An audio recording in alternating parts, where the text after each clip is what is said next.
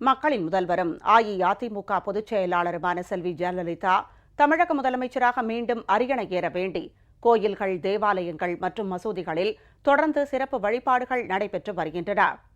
பொதுமக்கள், அஇஅதிமுக தொண்டர்கள் உள்ளிட்ட ஏராளமானோர் பங்கேற்று மனமுருக பிரார்த்தனை நடத்தி வருகின்றனர்.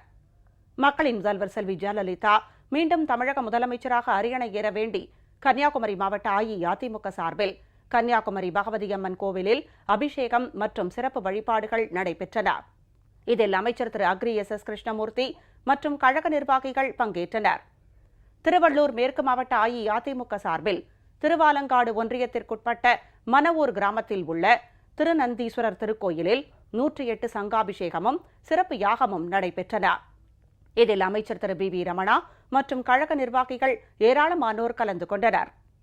திருச்சி மாநகர மாவட்ட அஇஅதிமுக சார்பில் மக்களின் முதல்வர் செல்வி ஜெயலலிதா தமிழக முதலமைச்சராக பதவியேற்க வேண்டி திருச்சி கிழக்கு தொகுதிக்குட்பட்ட கொட்டப்பட்டில் எழுந்தருளி உள்ள அருள்மிகு பிராயடி கருப்புசாமி ஆலயத்தில் கருப்புசாமி மற்றும் ஐயனாருக்கு சிறப்பு பூஜைகள் நடத்தப்பட்டன.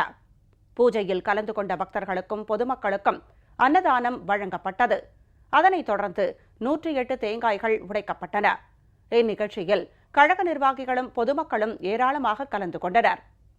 மக்களின் முதல்வர் செல்வி ஜெயலலிதா தமிழக முதலமைச்சராக விரைவில் அரியணை ஏற வேண்டி நாகப்பட்டினம் மாவட்டத்தில் கொள்ளிடம் ஒன்றியத்திற்குட்பட்ட சாமியத்தில் அருணாச்சலேஸ்வரர் கோவிலில் அமைந்துள்ள அருணாச்சலேஸ்வரருக்கு இளநீர், பால், பன்னீர், சந்தனம் உள்ளிட்ட பல்வேறு சிறப்பு பொருட்களால் சிறப்பு அபிஷேகங்கள் செய்யப்பட்டன.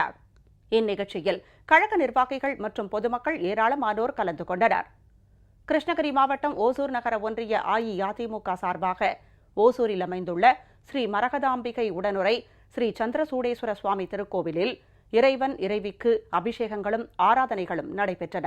இதில் திரளான கழக நிர்வாகிகளும் பொதுமக்களும் கலந்து கொண்டு மக்களின் முதல்வர் செல்வி ஜெயலலிதா தமிழக முதல்வராக அரியணை ஏற வேண்டி வடம் பிடித்து தேர் இழுத்தனர். இதேபோல் தமிழகத்தின் பல்வேறு பகுதிகளிலும் பிற மாநிலங்களிலும் மக்களின் முதல்வர் செல்வி ஜெயலலிதா மீண்டும் தமிழக முதலமைச்சராக பதவியேற்க வேண்டி தொடர்ந்து வழிபாடுகள் நடைபெற்று வருகின்றன.